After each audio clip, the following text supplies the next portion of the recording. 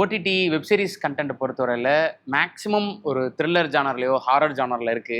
ஒரு ஃபன் ஃபில்டான சீரிஸ்லாம் வந்து நம்ம ஊர்ல ரொம்ப கம்மியா வந்திருக்கு. ஏதாவது இருந்தா அமேசான் கிட்ட சொல்லுங்க. அவங்க ரொம்ப அவங்க டெஸ்பரேட்டா கேட்டுட்டு தான் தேடிட்டு இருக்காங்க. இருக்காங்க. கேட்டுட்டு தான் என்னப்பா இருக்காங்க. நம்ம எல்லாமே கிரைம் டிராமாவா ஒரு பண்ணிட்டு டார்க்கா இருக்கோம். இருக்கு. ஒரு லைட் ஹார்ட்டடா ஏதாவது எங்களோட இது வந்து எங்களோட கருத்து. இது இதுக்கும் வந்துட்டு உண்மைக்கும் ஆக்சுவலி ஓடிடிக்கும் இல்ல எதுக்கும் இல்ல. இது வந்து ஜஸ்ட் பர்சனலா எங்களுக்கு வந்து what we feel is that plot driven stories வந்து usually will work in இந்த லாங் ஃபார்மேட். ஏன்னா ஒரு எபிசோட்ல இருந்து இன்னொரு எபிசோடு உட்காந்து பாக்குறதுக்கு இப்போ முன்னால டெலிவிஷன்ல வந்து இந்த சிட்காம்னு இங்கிலீஷ்ல நிறைய வந்திருக்கு.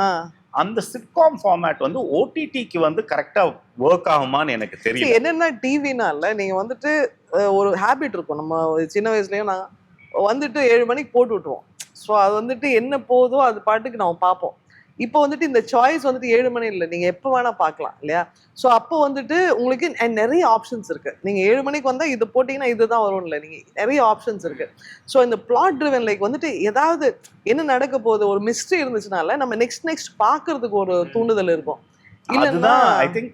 ஸோ அது வந்து உங்களுக்கு கிரைம் டிராமா, த்ரில்லர், இந்த ஸ்பை ஆக்ஷன் அதுலலாம் இது வந்து ஆர்கானிக்கா உட்காரும். நீங்க இப்போ ஒரு காமெடி எடுக்கிறீங்கன்னு வச்சுங்களேன், அதுல வந்து இந்த அடுத்தது என்ன நடக்கும்னு வந்து நீங்க பார்க்க ஆரம்பிச்சீங்கன்னா அப்ப காமெடி போயிடும். காமெடிக்கு வந்து பிரீதிங் கொஞ்சம் ஸ்பேஸ் கொடுக்கணும்.